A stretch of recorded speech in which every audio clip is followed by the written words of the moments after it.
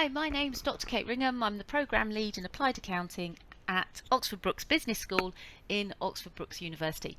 And this is the second part of a video on how to use business account and accountancy models within your research report, part of your research and analysis project for your submission for the BSc Applied Accounting. So please, if you haven't watched part 1 of this video, go and find part 1 to watch first. As I said, this is the second part. So we're now moving on, and having identified our model, we're now thinking about how we apply our model. So application of models is another one of our assessment criteria. And you can see here the assessment criteria as we've listed them in the information pack. You can see we again have identified what is grade A, B, C, and what is our fail criteria. So as I mentioned earlier, we are explicit in what we are expecting at different levels. So what's expected for a grade A submission and what would be an unacceptable submission or a submission that does not meet a pass standard. As I said, please do refer to these assessment criteria throughout your journey, your research journey. So how do our models help us with our research? And I'm particularly thinking about here in terms of our secondary data collection. So how are we applying our models to help with our secondary data collection?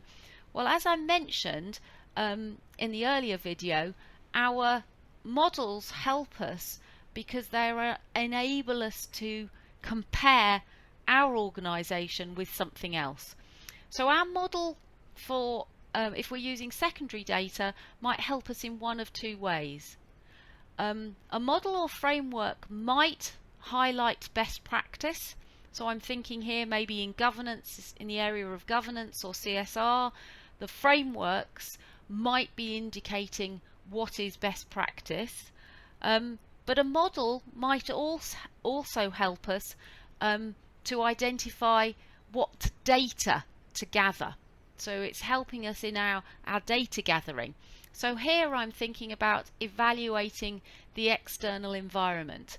And there's particularly when we're thinking about the topics relating to evaluation of business and financial performance, then that evaluation of the external environment that is potentially influencing business performance is really important. And that's where we're beginning to think about models such as our SWOT or our PESTLE or our 5 forces or our value chain analysis, or possibly even as far as business canvas and things like that. But having highlighted best practice or identified data that will help us identified what data to gather, we are then able to evaluate our actual performance. So we can use either the best practice or data that we've identified through the use of our model to help us explore what's actually happening in practice. And remember, if we're going to evaluate what's happening in practice in our actual performance, we're looking to identify what is working well or not well, or the underlying reasons for things happening. And as I mentioned, secondary research is one of our used in our more popular topics, and in terms of the most popular topics around analysis and evaluation of the business and financial performances of organisations, that's where we're beginning to look at a SWOT, a PESTLE, Porter's 5 forces value chain. Please think about, when you're thinking about using those models to evaluate the business environment, you're really beginning to try and work out the reasons for the financial performance, which you might evaluate through ratio analysis, and linking it to what's happening in the business environment. you may find that an analysis of the business environment first provides you with some of the possible reasons for explanations for the financial analysis.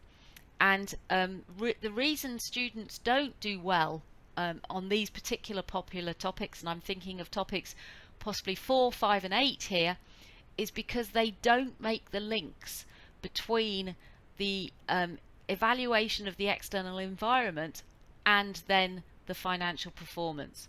You're looking to demonstrate your evaluation of performance through identifying possible reasons or causes for that performance.